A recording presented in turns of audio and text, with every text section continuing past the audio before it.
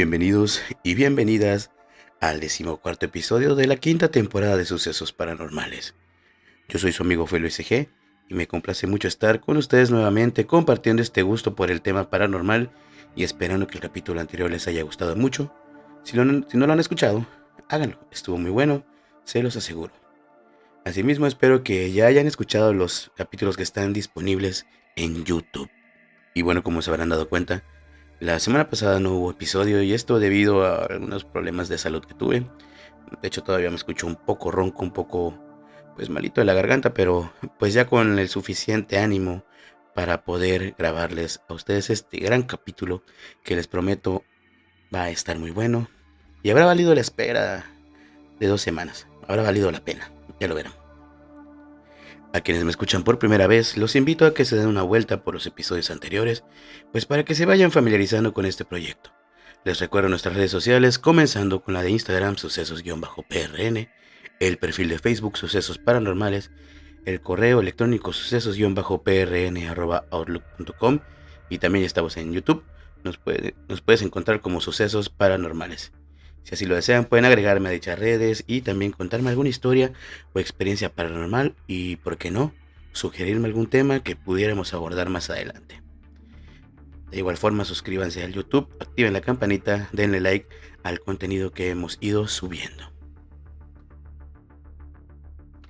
La historia criminal de los Estados Unidos está marcada por figuras que desafían la lógica de la conducta humana, pero pocas resultan tan perturbadoras como la de John Wayne Gacy.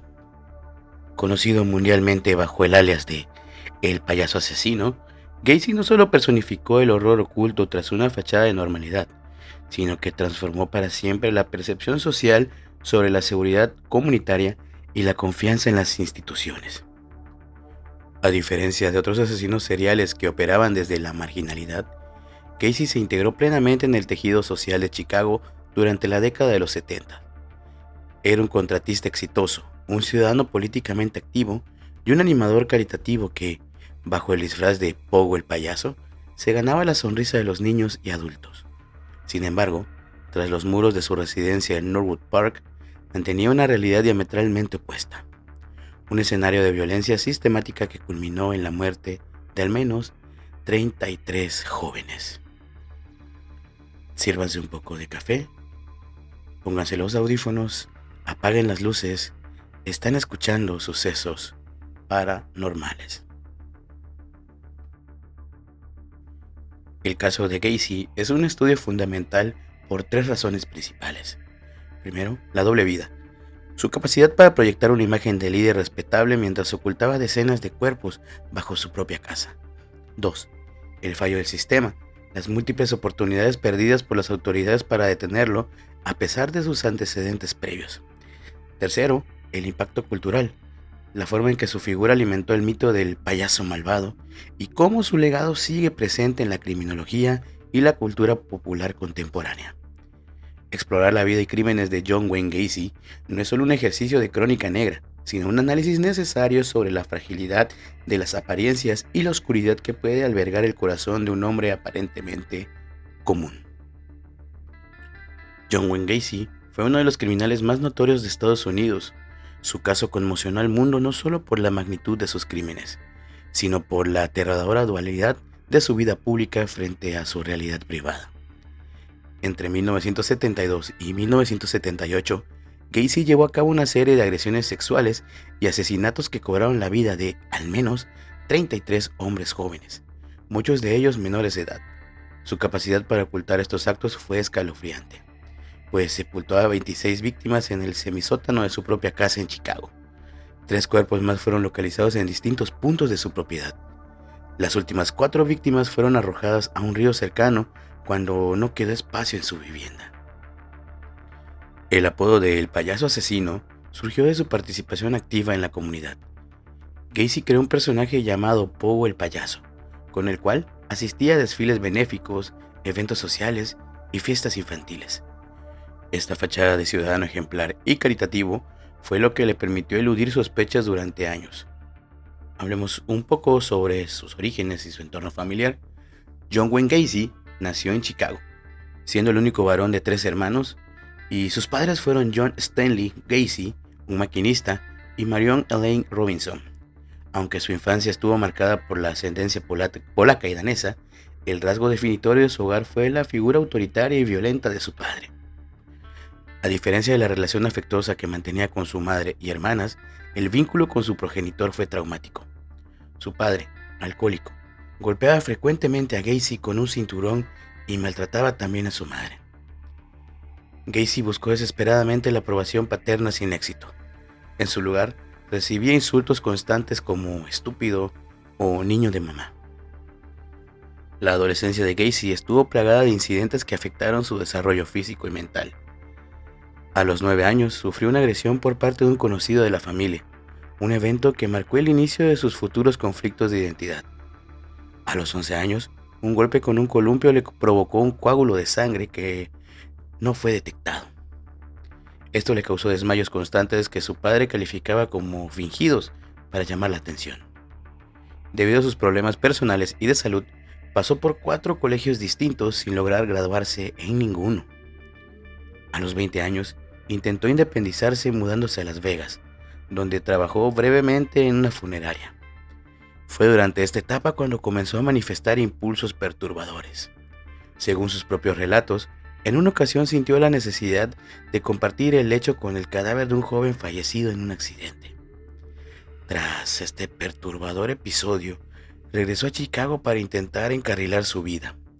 Se inscribió en el Northwestern Business College, donde finalmente logró graduarse, proyectando por primera vez la imagen de hombre de negocios, que utilizaría años más tarde como máscara social.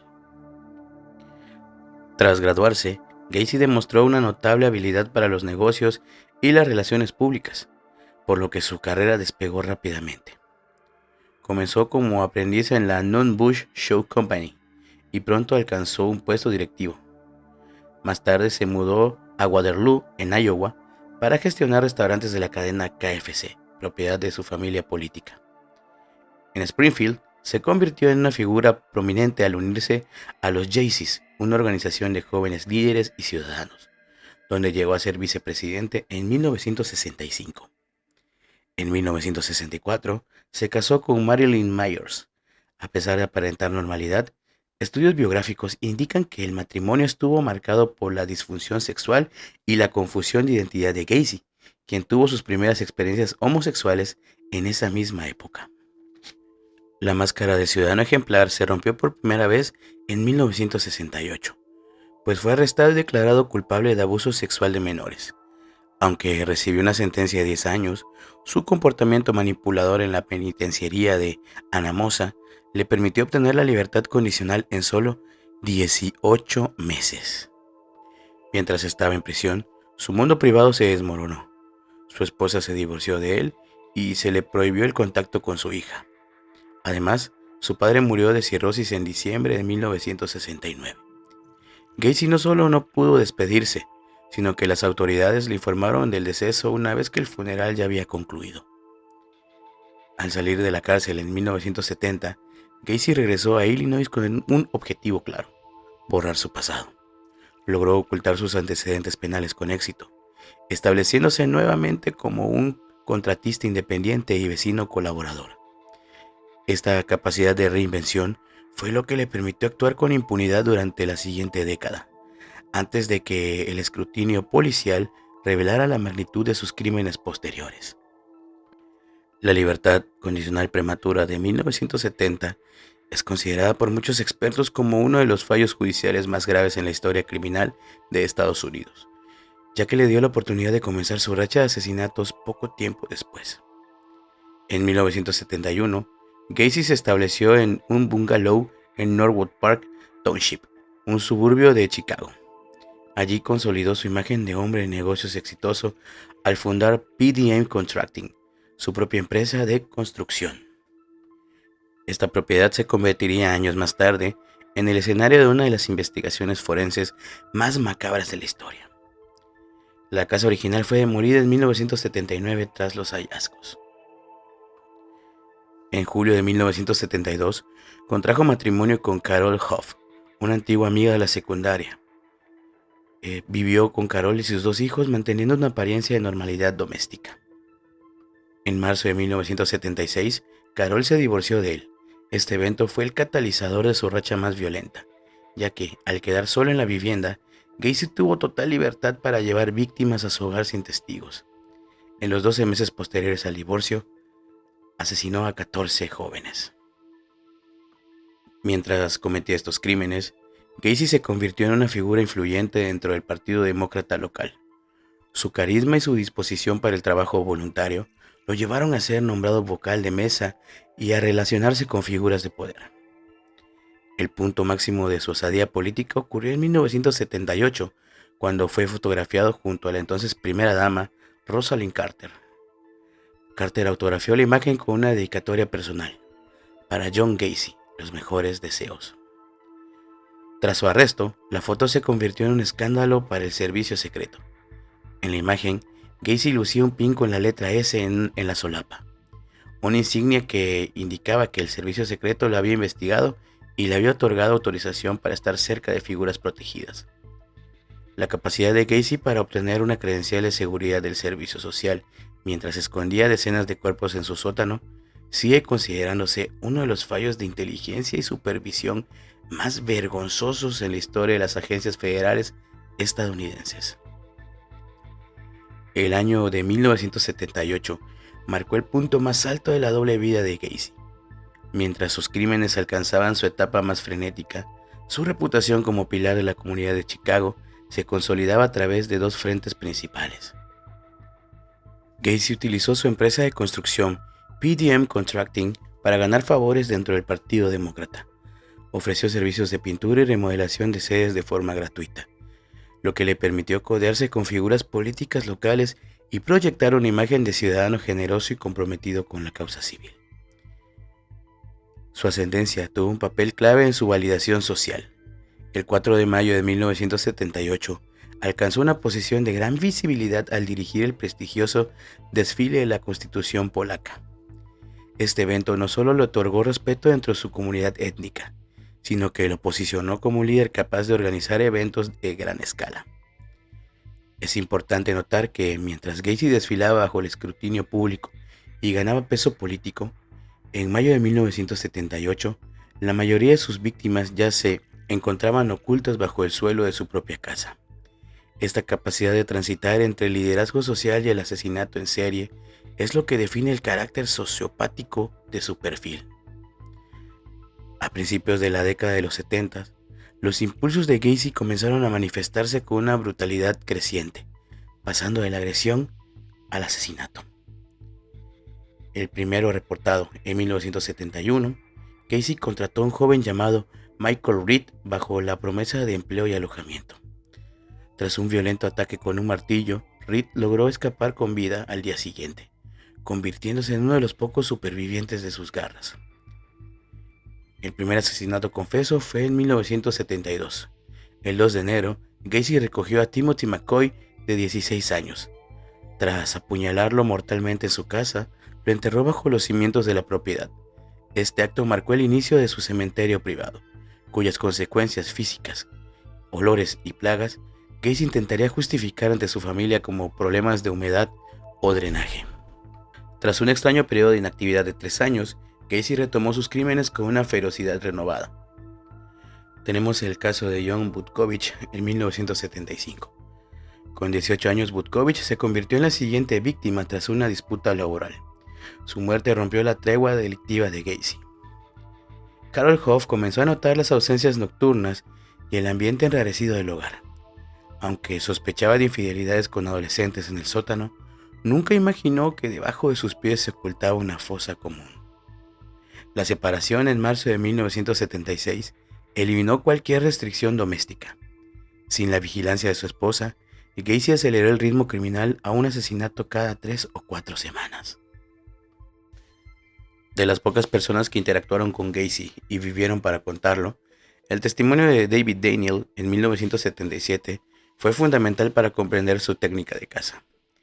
Gacy era extremadamente insistente, ofreciendo transporte o drogas, como marihuana, para atraer a jóvenes a su vehículo o casa.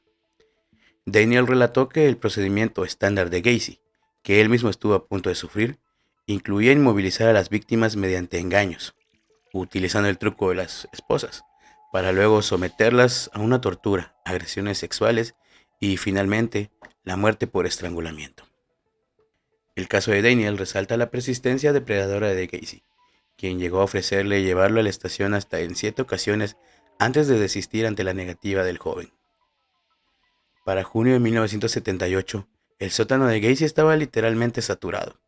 Tras asesinar a Timothy O'Rourke, el criminal se vio obligado a cambiar su método de disposición. Comenzó a arrojar los cuerpos al río Illinois, a unos 80 kilómetros de Chicago. Tanto el cuerpo de O'Rourke como el de Frank Landingin, hallado en noviembre, presentaban la misma característica. Gacy había asfixiado a sus víctimas, introduciendo ropa interior a presión en sus gargantas. La impunidad de Gacy terminó el 12 de diciembre de 1978. La desaparición de Robert Pist, un adolescente de 15 años, llevó a la policía directamente a su puerta. Pist fue visto por última vez informando a una compañera que iría a hablar con un contratista, quien era Gacy, sobre un trabajo. Aunque un registro inicial reveló objetos vinculados a otros desaparecidos, Gacy fue arrestado inicialmente por cargos menores de drogas mientras la policía montaba una vigilancia de 24 horas sobre él. El 22 de diciembre de 1978, agobiado por la presión policial, a quienes en un rasgo de cinismo llegaba a invitar a su casa llamándolos sus escoltas, Gacy confesó todo a sus abogados. Admitió que su primer asesinato, en 1972, le reveló una oscura excitación al ver brotar la sangre, lo que inició su adicción al crimen. Confesó 33 asesinatos y, en un acto de sorprendente frialdad, entregó a la policía un plano detallado de su propiedad indicando dónde estaba enterrado cada cuerpo. Para finales de diciembre, las excavaciones en su semisótano ya habían recuperado 27 cuerpos. Los restantes, según su testimonio, habían sido arrojados al río Des Plaines. Las víctimas de Gacy eran jóvenes de entre 14 y 21 años. Muchos eran autoestopistas o chicos que buscaban empleo en la estación de autobuses. La identificación de los restos ha sido un proceso de décadas. Gracias a los avances en la tecnología de ADN, el caso se reabrió en 2010. Desde entonces se han logrado identificar a William George Bundy, que fue la víctima 19, James Byron Hickenson, la víctima 24, identificada en 2017, y Wayne Alexander, identificado en 2021. A pesar de los esfuerzos, 5 víctimas aún permanecen sin nombre. Además, el hallazgo de restos de 4 personas adicionales en la antigua propiedad de su madre, en 1998, sugiere que el conteo final de víctimas de John Wayne Gacy podría ser incluso superior a los 33 que confesó originalmente. El 6 de febrero de 1980 comenzó en Chicago el proceso legal contra John Wayne Gacy. El juicio se convirtió en un campo de batalla entre los intentos de la defensa por evitar la pena capital y la contundencia de las pruebas forenses. El equipo legal de Gacy intentó 2 vías principales para eximirlo de responsabilidad. Argumentaron locura temporal. Según Gacy sufría episodios de psicosis en el momento exacto de los crímenes, recuperando la cordura para ocultar los cuerpos. Sin embargo, los exámenes psiquiátricos determinaron que no padecía ninguna enfermedad mental que le impidiera distinguir el bien del mal. La tesis del accidente. Intentaron presentar las 33 muertes como resultados accidentales de juegos de asfixia erótica. Esta versión fue desmantelada rápidamente por el forense del condado de Cook, quien demostró que la naturaleza de las ataduras y la mecánica de las muertes indicaban un plan deliberado de asesinato. Dada la magnitud de las pruebas y su confesión previa, el jurado no tuvo dudas. El 12 de marzo, Gacy fue hallado culpable y sentenciado a múltiples cadenas perpetuas y a la pena de muerte. Tras pasar 14 años en el corredor de la muerte, la ejecución de Gacy se llevó a cabo mediante inyección letal el 10 de mayo de 1994. Sus últimos momentos estuvieron lejos de mostrar arrepentimiento. Por el contrario, reafirmaron su perfil sociopático y narcisista. Sus últimas palabras fueron una mezcla de victimización y desprecio hacia la justicia y las familias de las víctimas. Matarme no hará regresar a ninguna de las víctimas. El Estado me está asesinando. nunca sabrán dónde están los otros. Bésenme el culo. Esta declaración final dejó una inquietante duda en el aire sobre la existencia de posibles víctimas adicionales, cuyos paraderos se llevó a la tumba. La ejecución de Gacy cerró uno de los capítulos más oscuros de la criminalística estadounidense, dejando tras de sí un legado de cambios en los protocolos de desaparición de menores y una herida profunda en la comunidad de Illinois. Diversos expertos han debatido sobre qué factores convirtieron a Gacy en un asesino. Las teorías principales se dividen en tres áreas. Tenemos el trauma infantil y biológico, pues muchos señalan la combinación explosiva de un padre alcohólico y abusivo, junto con el traumatismo craneal sufrido a los 11 años. Los desmayos crónicos durante su adolescencia sugieren que el daño físico pudo haber afectado su control de impulsos. Se especula que sus crímenes eran de una expresión de odio proyectado. Al haber crecido en un entorno que denigraba la homosexualidad, Gacy podría haber asesinado a jóvenes como una forma de destruir aquello que odiaba o temía de sí mismo. Gacy admitió que el acto de matar le permitía alcanzar un estado de desinhibición que no lograba en situaciones normales, centrando su objetivo en la juventud y la vulnerabilidad de sus víctimas. Tras su ejecución en 1994, el cuerpo de Gacy fue objeto de un último escrutinio científico. La doctora Helen Morrison, psiquiatra forense que entrevistó extensamente a Gacy, conservó su cerebro para buscar rasgos biológicos comunes con otros asesinos en serie. Durante el juicio, Morrison describió a Gacy como alguien con la estructura emocional de un infante, sugiriendo un desarrollo psicológico detenido en la etapa más temprana y egocéntrica de la niñez. A pesar de las expectativas, los resultados de los exámenes patológicos fueron desconcertantes. El cerebro de Gacy no presentaba tumores, malformaciones ni daños estructurales evidentes que explicaran su sadismo.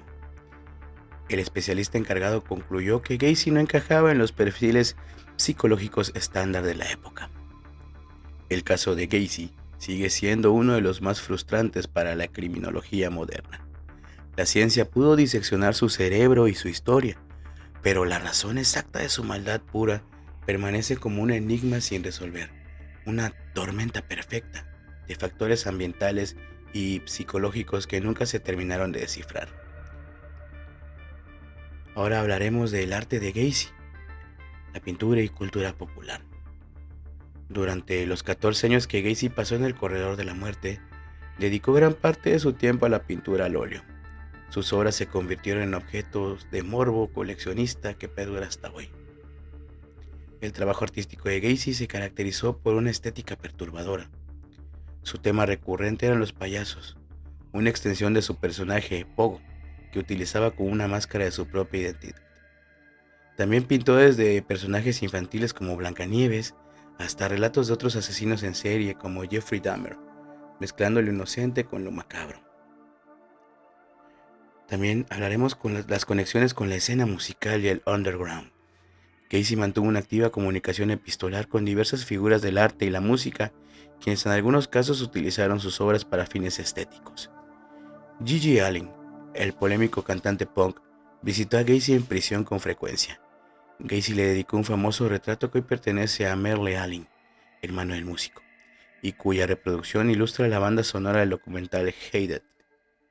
Acid Bat, la banda de metal, utilizó una de sus pinturas de payasos como portada para su álbum When the Kite Strings Pops. Otras colaboraciones. Realizó retratos para el músico Glenn Whitmore, usado en su disco Hot, Horny and Born Again, y para Lux Interior, líder de The Cramps, con quien mantuvo correspondencia.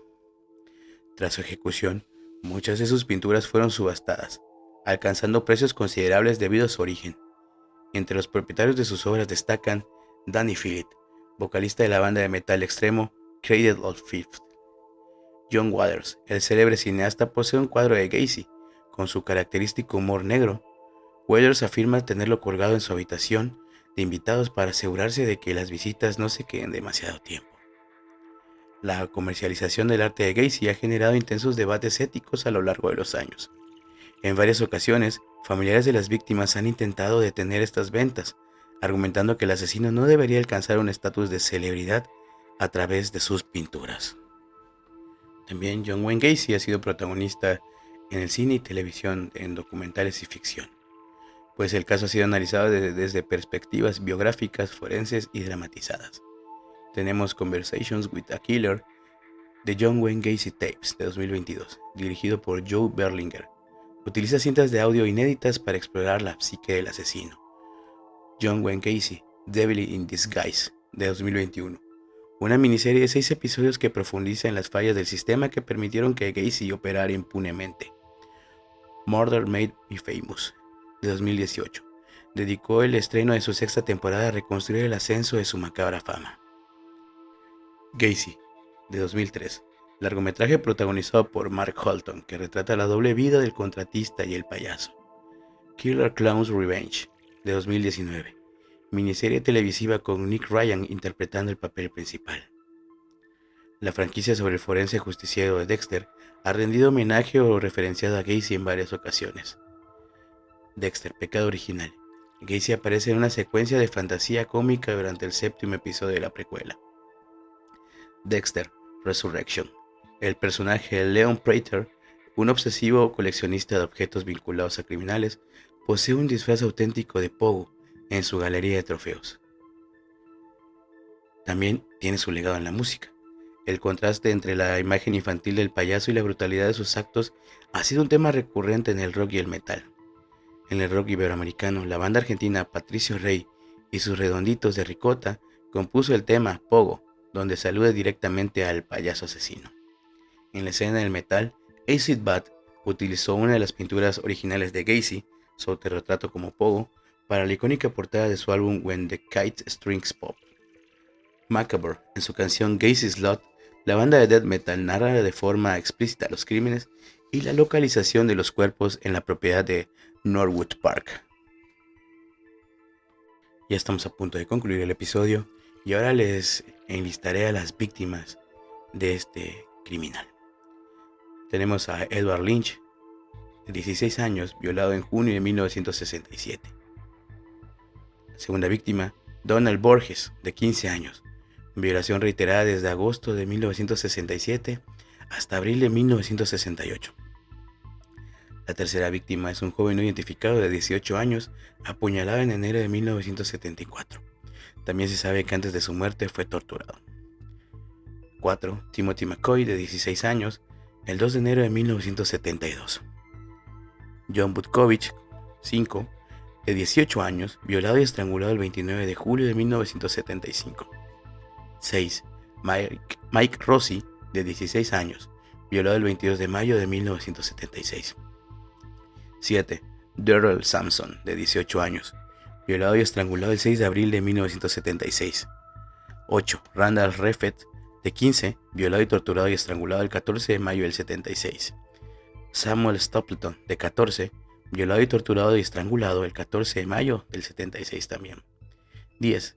Michael Bonin, de 17, violado y estrangulado el 3 de junio del 76. 11. William Billy Carroll, de 16, violado, torturado y estrangulado el 13 de junio del 76. 12. James Hickenson, de 16, asesinado el 6 de agosto del 76. 13. Rick Johnston, de 17, violado y estrangulado el 6 de agosto también del 76. 14. Michael Marino, de 14, el 24 de octubre del 76, junto con Kenneth Parker, de 16 años. William Bundy, de 19, el 26 de octubre del 76. 17. Francis Alexander, violado y torturado y estrangulado en diciembre del 76. Gregory Gotzik, de 17, violado y torturado y estrangulado el 11 o 12 de diciembre del 76. 19. John Sick, de 19, violado y estrangulado el 20 de enero del 77. John Prestige, de 20, violado, torturado y estrangulado el 15 de marzo de 1977. Matthew Bowman, de 19, drogado, violado y estrangulado el 5 de julio del 77. 22. Robert Gilroy, de 18, violado, estrangulado, golpeado y torturado el 15 de septiembre del 77. 23. John Mowry, de 19, violado, torturado y estrangulado el 25 de septiembre del 77.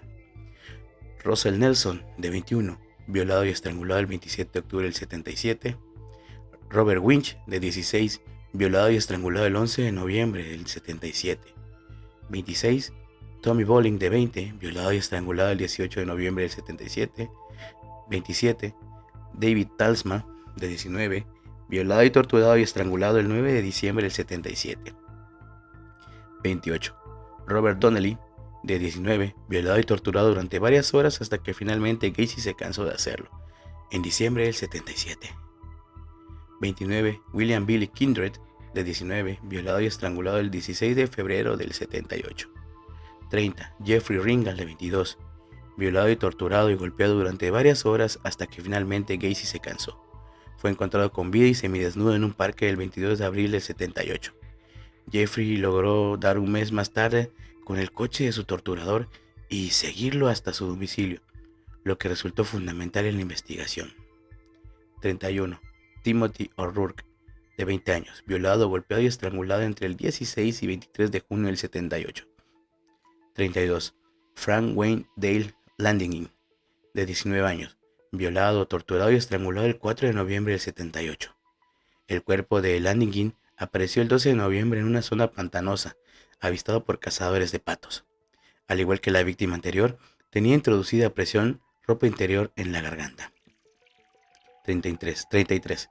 Jace Mazzara, violado, torturado y asfixiado el 24 de noviembre del 78. 34. Robert Pist, violado, torturado y estrangulado el 11 de diciembre del 78. Estas fueron las 33 víctimas mortales y la víctima que sobrevivió al ataque de John Wayne Gacy.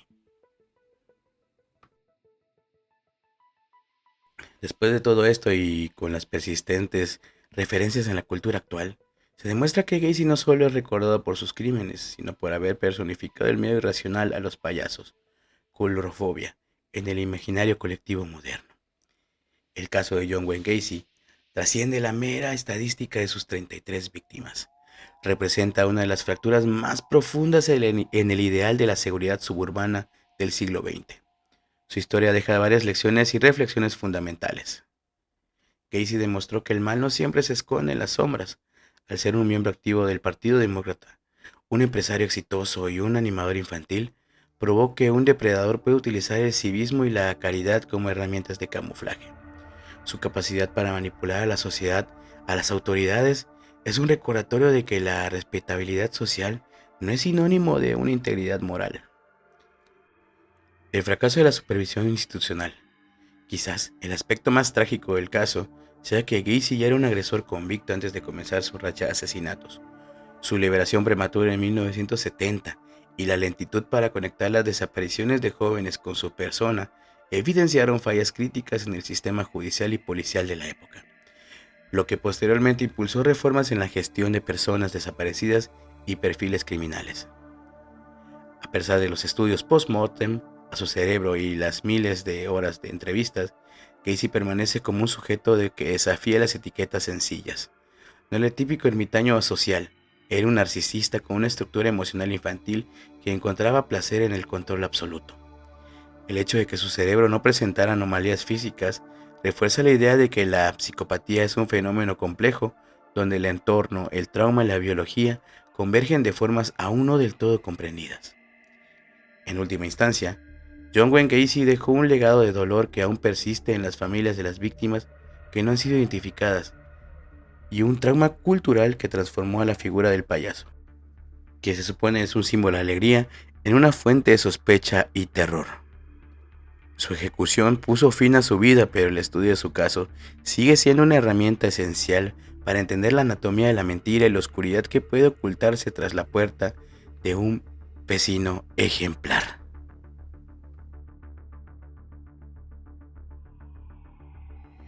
Y bueno, así es como concluimos con este episodio. ¿Qué les pareció? Espero que lo hayan disfrutado muchísimo. Recuerden suscribirse al canal de YouTube, es completamente gratis. Agradezco que me hayan escuchado nuevamente, o si son nuevos, que lo hayan hecho por primera vez. No olviden recomendar este canal a sus familiares, amigos, conocidos, etc. Tenemos una cita el próximo domingo con más relatos. Yo soy tu amigo Felio SG. Esto fue Sucesos Paranormales. Nos estamos escuchando. Muchísimas gracias.